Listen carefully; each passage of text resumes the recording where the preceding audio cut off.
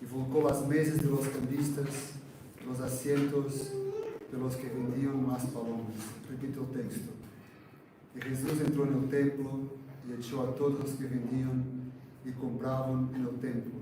Y volcó las mesas de los cambistas, los asientos de los que vendían las palomas. Amén. Amén, la palabra de Dios.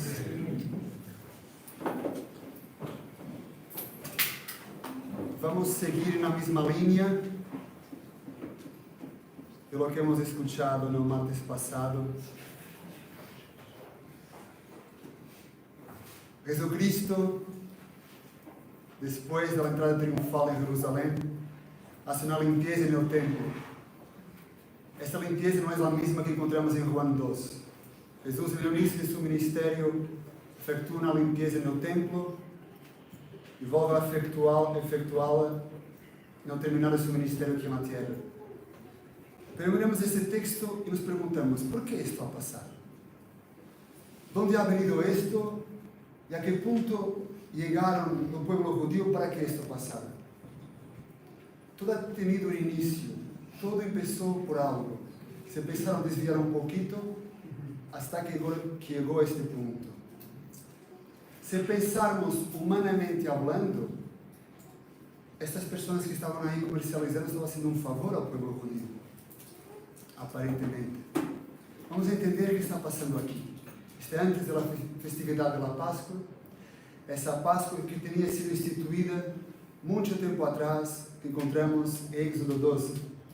Desde entonces, el Señor pide al pueblo que separara un cordero, pide al pueblo que se juntara, y se fueron pocos para juntarse con otras familias, para degollar al cordero, para conmemorar la festividad de la Pascua. Con el pasar del tiempo, esta costumbre se perdió. Las personas empezaron a dejar de conmemorar la Pascua por causa del pecado, hasta que en Segunda de Crónicas 30, el rey Ezequías ordenó que la Pascua volviera a conmemorarse. En ese entonces se percibe a través del texto de la Biblia que la festividad de la Pascua empieza a hacerse exclusivamente en la comarca de Jerusalén. Más adelante también en Segunda de Crónicas 35 pasa lo mismo con el rey Josías. Y podemos pensar, pero Pedro, ¿por qué una ordenanza de Dios que aparentemente se podría hacer en diversos lugares entre familias pasó a restringirse a Jerusalén simplesmente? Se entiende por la condición pecaminosa que el pueblo enfrentaba que había el peligro, entre comillas, de estar haciendo la Pascua y sacrificando a Baal a la vez. O estar haciendo la Pascua y levantando una Astoreta. Entonces, para que eso no pasara, teniendo en cuenta el pasado de pecado, se restringe a la comarca de Israel la festividad de la Pascua. Tenemos en la Biblia 3 festividades de peregrinación, de peregrinaje. El pueblo de Israel 3 veces al año se deslocaba hasta Jerusalén. Teníamos la fiesta de la Pascua, que estamos hablando.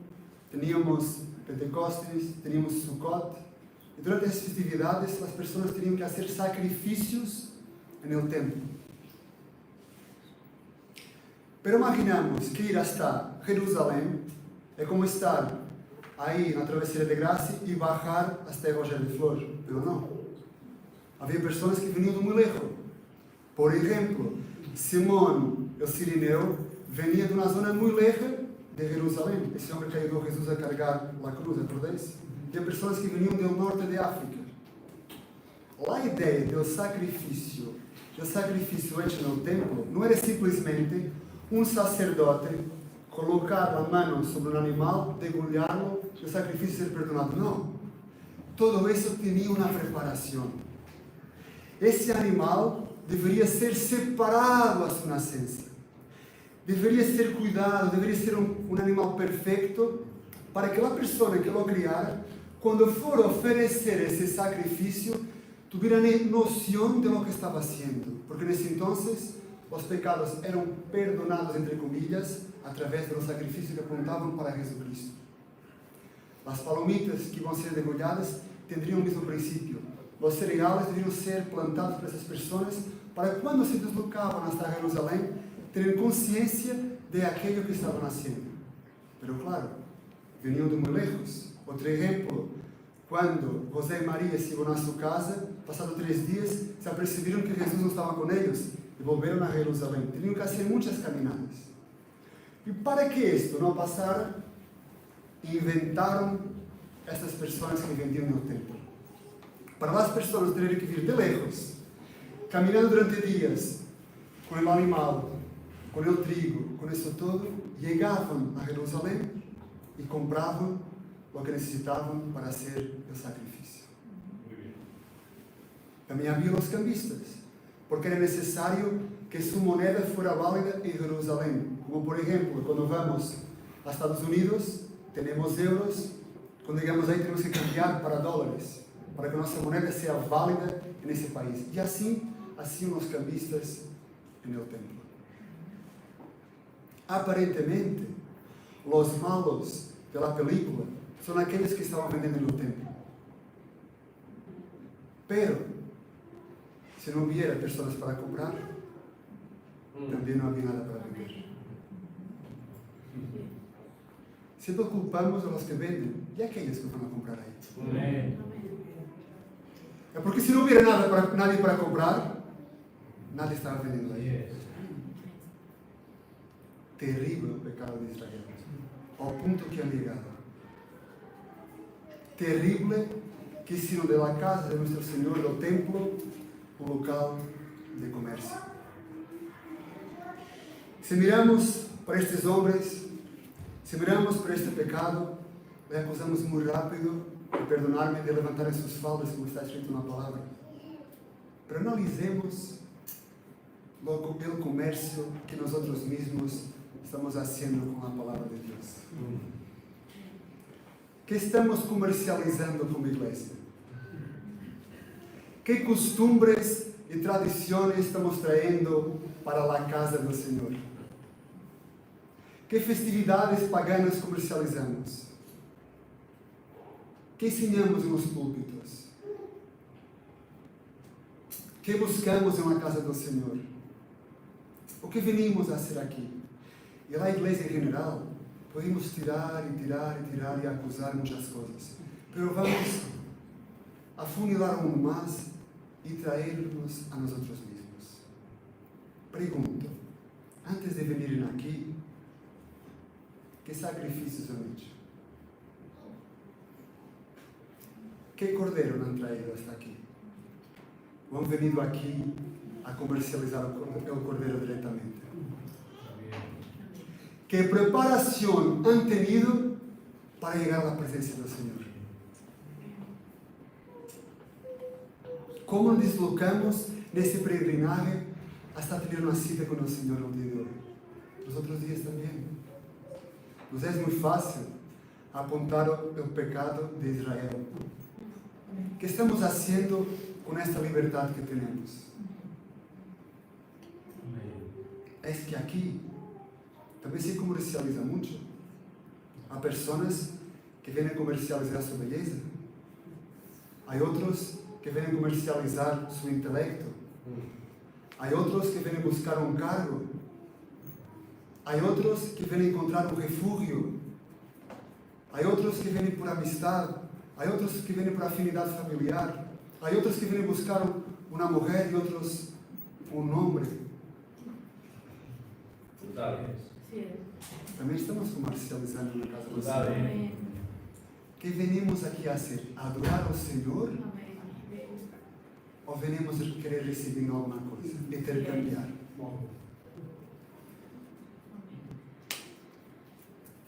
Nos es fácil mirar a Israel y culparlo.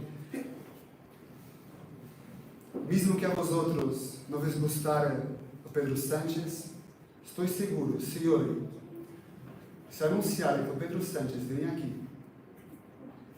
a esta iglesia, a escucharos, a resolver vuestros problemas financieros, a resolver vuestros problemas familiares, a resolver vuestros problemas de salud.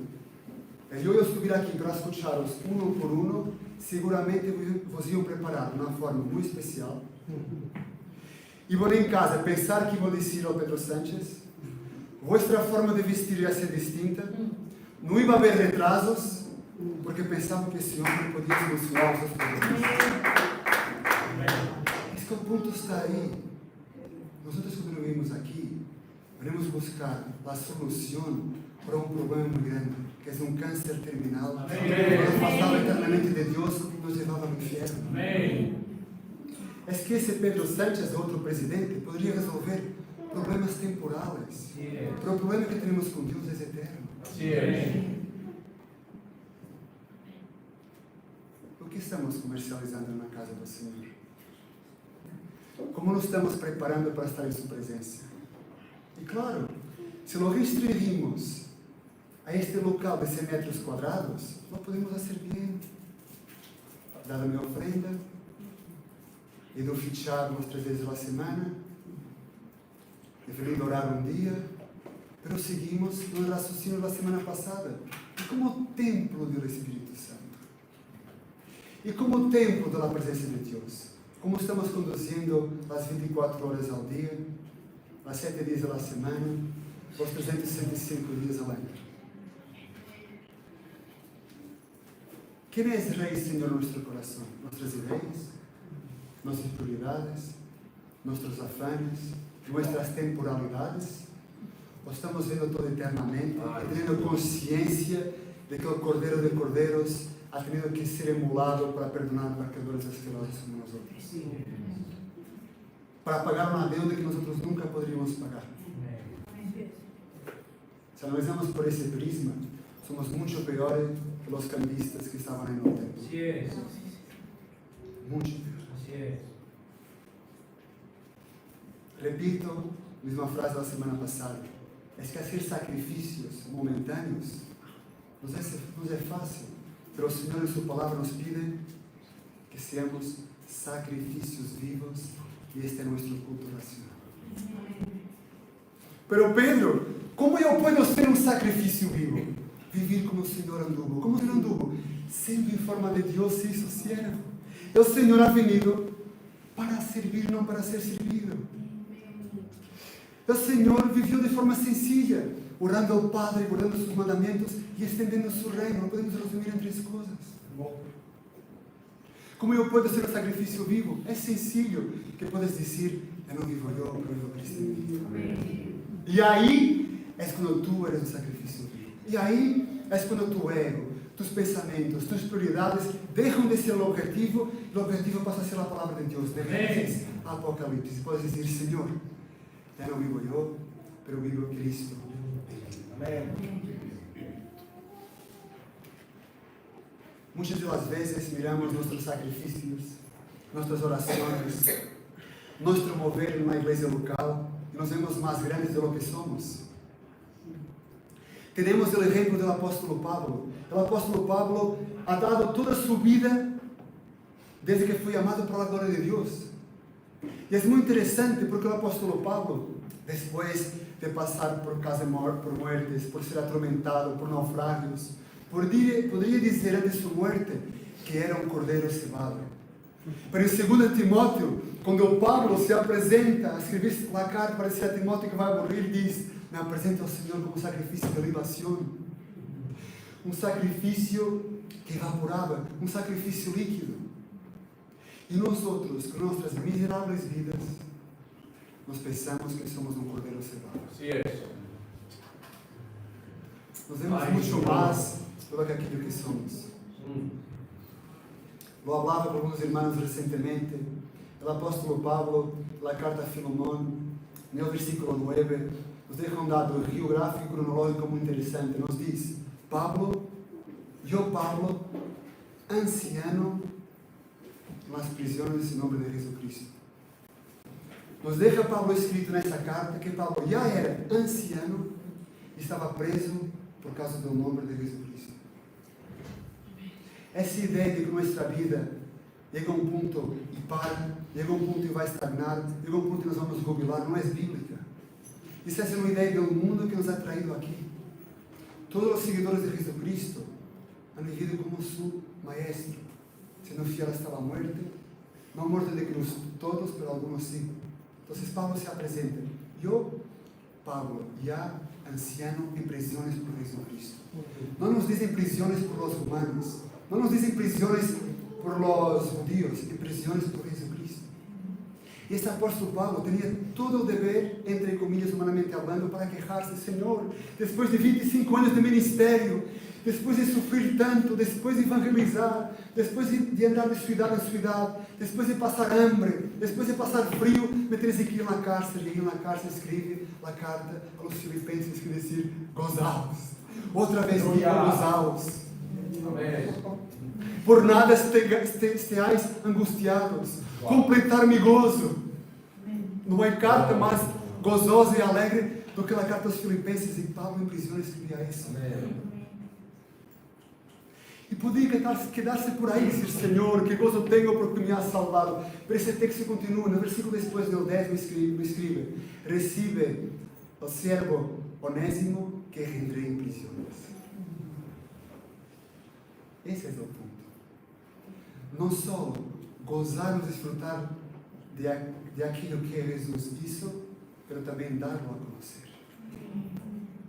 Porque Ele não se ha revelado a nós outros para quedar-se aí, para seguir darlo a conhecer.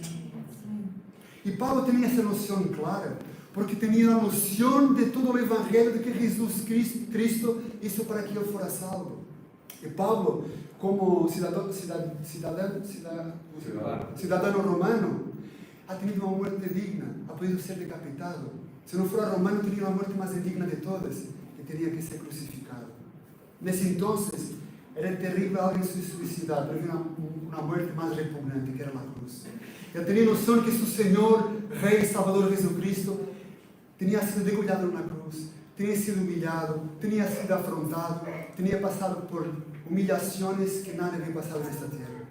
E nós outros nos pensamos dignos de algo. É terrível pensar em la cruz, é terrível pensar no rechazo de Jesus. Muitas vezes nós escuchamos esse ritual que Jesus passou no pretório com os soldados romanos, era um ritual que os romanos faziam com aqueles que iam a ser crucificados. Mas o texto nos deixa um dado muito importante, que diz que estava toda a guarda do pretório. Isso significava que estavam ao menos 600 hasta 1000 soldados nesse ato de humilhação a Jesus. Todos ele colocavam uma corona de espinos, não le batiam com caniço, não le escupiam na cara. 600 a 1000 homens rodeando o Senhor. Não eram 10 nem 20, humilhando-o, um atrás outro tras outro. E outro mais, e outro mais. Sendo Deus, podia soplar e fazê-los desaparecer a todos. Estava aí, sofrendo tudo isso, para que tu e eu pudéssemos ser salvos.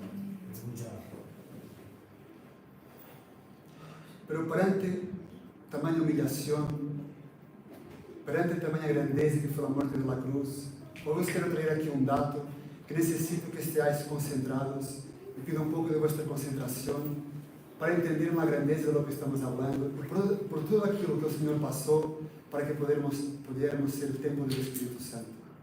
Bom, põe o versículo Salmo 69, versículo 21.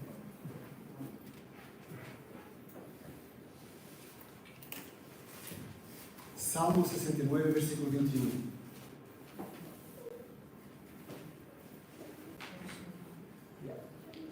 Muitas das vezes entendemos o ato que o Senhor Jesus tomou vinagre como sendo uma só vez. Entendo, a mirar as Escrituras, que passou em 2 actos. Um se queda registrado em Mateus e os outros 2 em Lucas e Juan. Este texto que encontramos no Salmo 69 é um texto profético. Se reparamos nesse texto, lo divide em 2 partes. Reparar, me pusieron además hiel por comida e em mi sed me dieron a beber vinagre. Temos 2 actos e que no Evangelho se vão entender muito bem. Bom, por favor, Mateus 27, versículo 34 e 35. Em Mateus 27, vamos encontrar o primeiro cumprimento da profecia que encontramos em Salmo 69. Se repararmos, nos diz assim: le dieron a beber vinagre mezclado com hiel, pero depois de haberlo probado, não quis beberlo. Este vinagre servia de analgésico para seu corpo. Jesus não queria tomar para estar consciente de tudo o que iba a ser. Se reparamos no versículo después, percebimos de que este ato foi hecho antes da crucifixión. Passa o próximo bloco. Quando lo hubieran crucificado, repartiram entre si sus vestimentas, echando suertes para que se cumpliera lo dicho por el profeta. Partieron entre mim as vestiduras sobre mi roupa e echaram suertes. Ou seja, o que passou em Mateus de Lael foi antes da crucifixión. O ato de poner o vinagre, que é a segunda parte do Salmo 69, está cumprido em Lucas e também em Juan. E esse ato fica provado no Evangelho de Lucas, que ha sido um ato de desprezo. Foi um ato de humilhação. Foi um acto que seguia a linha do que tinha acontecido durante todo esse tempo da paixão de Jesus para morrer na cruz. Olhe, por favor, Lucas 23, versículo 36. Aqui neste texto, já não nos habla de Lael, mas sim do vinagre. Reparad. Os soldados também lhe escarneciam, acercando-se e apresentando o vinagre. Ou seja, este ato não era igual ao anterior. Además, quando lemos esse texto, Jesus já estava crucificado. E para entenderlo melhor, antes que podamos ler o texto de Juan, vou pedir ao irmão Bola que ponga uma imagem na pantalla. Perdonad a imagem, mas eu penso que seria pior se tuviera que descreverlo con todo. Então, partimos da imagem, nos hace mais sencillo entender. Esto que estamos vendo aqui é um local onde as pessoas iam fazer suas necessidades antigamente.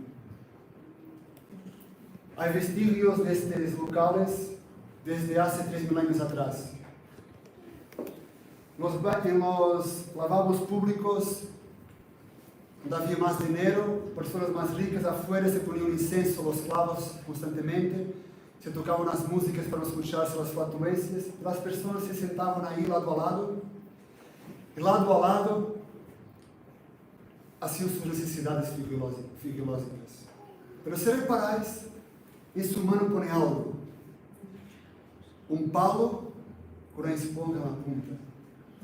Este palo normalmente era de isopo, porque o isopo tinha um olor para que se hiciera menos mal oloroso a situação. E na ponta tinha uma esponja. Nesse entonces, não era possível que cada um levara a sua. No meio havia umas vasijas com água e vinagre que serviam para esterilizar essas esponjas. E depois de fazer tus necessidades, de limpiarte com essa esponja, la ponias nessa vasija de vinagre e o que vinha depois la podia usar. Vale. Põe em Juan 19, versículo 18 ao 30, por favor.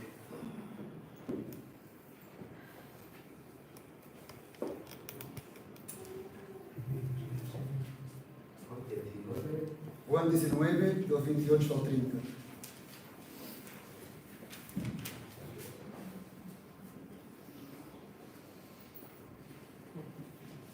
Después de esto, sabendo Jesús que ya todo había sido consumado, para que se cumpliera la escritura, dijo: tengo sed.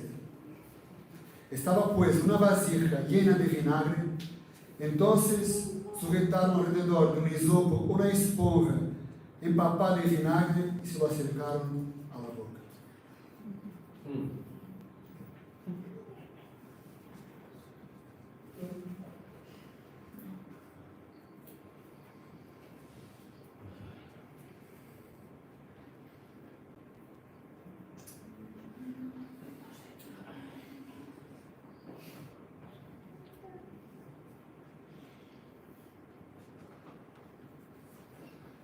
Não sabemos se não teria sido usado, pero mesmo que estuviera limpio, estou entendendo a humilhação que Jesus teve que passar na cruz.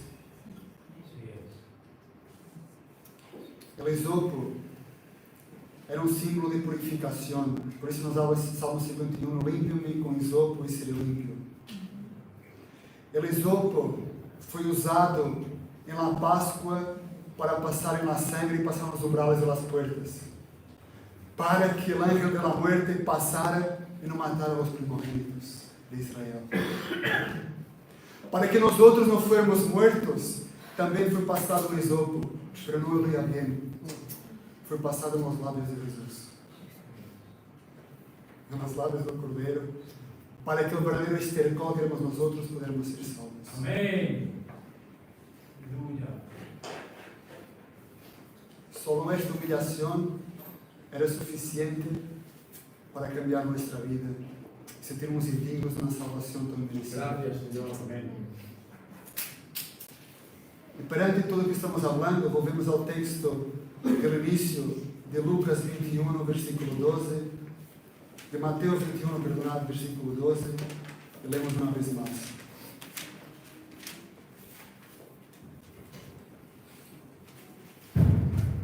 Jesus, quando morreu, quando passou por esta afronta, isso porque agora nós outros formos templo do Espírito Santo. Agora a sua presença está em nós outros. Agora lemos esse texto que Jesus falou e leemos com a mente, em vez de ser um local físico do nosso judío se reunir, ser nosso próprio corpo. Escuchar, Jesus entrou no templo e echou a todos. E o texto não nos fala de alguns, nos fala de todos. Amém. É que não chegou e perdonou alguns que estavam intercambiando. Os echou a todos. É que não sobrou nenhum. Cuidado, se te diz templo do Espírito Santo, o que estás fazendo? Que ele é zeloso por sua vida. Ai, Senhor. E siga. A todos que vendiam e compravam. É que a culpa é do pastor que diz isto. E tu que vais comprar isso aí? É que a culpa é do irmão que faz isso. E tu que vais comprar isso aí também? É que não expulsou. São os que vendiam. Os que vendiam e compravam. Amém. En el templo. E voltou às mesas dos cambistas, os assentos dos que vendiam palomas. E dijo, está escrito, mi casa será chamada casa de oração. Como he dicho há 2 dias atrás, Jesus não ha venido a chamar a sua casa casa de conhecimento, casa de teologia, casa de intelectualidade, ha venido a chamá-la casa de oração. E este é o passo para começarmos a purificar este templo do Espírito Santo. Não é suficiente com venirmos aqui uma vez a semana orar. É que casa de oração, é casa de oração em tu casa, é casa de oração no teu trabalho, é casa de oração na compra, casa de oração. Quando? 24 horas ao dia, 7 dias à semana, 365 dias ao ano. Amém. Tengamos noção da responsabilidade que temos de ser templo de Deus, porque Ele não permite que aqueles que compram e vendem em sua casa sigam vivos eternamente. Amém. Sim que seguirão, mas no inferno não com Ele, porque Ele não podemos enganar. Amém. Ele sabe que dentro de nós outros é o Senhor. Ele sabe que nós é um verdadeiro templo. Na semana passada hemos leído o texto em 1 de Samuel 5, quando a arca é exposta num templo pagano, no templo de Dagon. E eu ressaltei um texto muito importante. Se nós lêssemos esse texto uma vez mais, vamos reparar algo muito interessante. É que aqueles ímpios filisteus resistem no texto, no versículo 3, é o seguinte: de manhã, bem pronto, se foram ao templo. E no versículo 4 diz o seguinte: no dia seguinte, muito temprano, volveram ao templo. Tenham cuidado em pensar que vossos sacrifícios são bastante elevados. Hasta os paganos diziam com os deuses paganos. Se vão temprano ao templo. É que nós servimos um Deus vivo, que dado su vida nos pide sed sacrifícios vivos, que é o culto ao Senhor. Não venido do culto. Sed um culto diariamente. Amém. Cuando vengamos aquí, no venimos a comprar los corderos, las palomitas. Traed ya vuestros sacrificios. Amén. A Él toda la gloria, Amén. a Él toda la honra y a Él toda la adoración. Que Dios nos ayude a caminar aquí en santidad. Amén. Amén.